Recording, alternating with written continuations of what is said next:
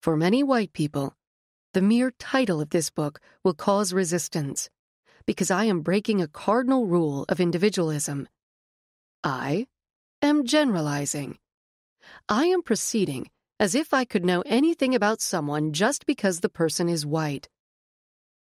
Right now you may be thinking of all the ways that you are different from other white people, and that if I just knew how you had come to this country, or were close to these people, grew up in this neighborhood, endured this struggle, or had this experience, then I would know that you were different, that you were not racist.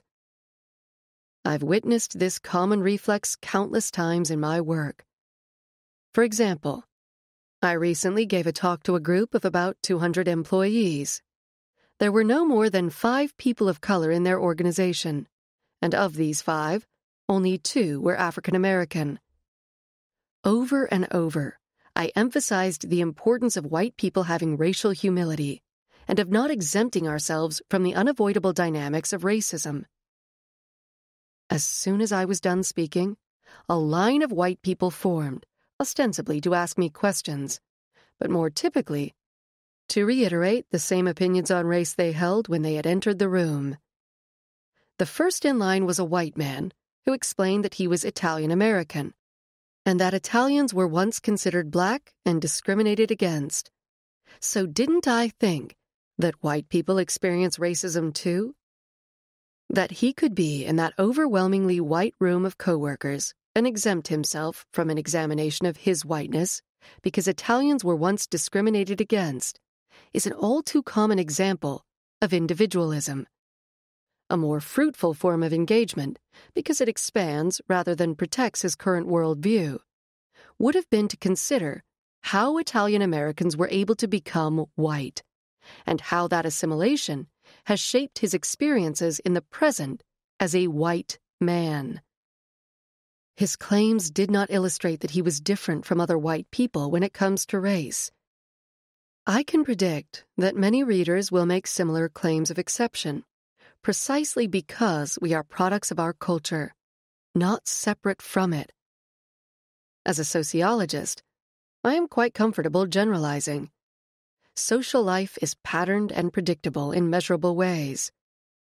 But I understand that my generalizations may cause some defensiveness for the white people about whom I am generalizing, given how cherished the ideology of individualism is in our culture. There are, of course, exceptions, but patterns are recognized as such precisely because they are recurring and predictable. We cannot understand modern forms of racism if we cannot or will not explore patterns of group behavior and their effects on individuals. I ask readers to make the specific adjustments they think are necessary to their situation, rather than reject the evidence entirely. For example, perhaps you grew up in poverty, or are an Ashkenazi Jew of European heritage, or were raised in a military family. Perhaps you grew up in Canada, Hawaii, or Germany, or had people of color in your family.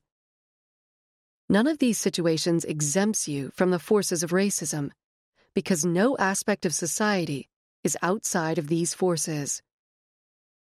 Rather than use what you see as unique about yourself as an exemption from further examination, a more fruitful approach would be to ask yourself, I am white, and I have had X experience.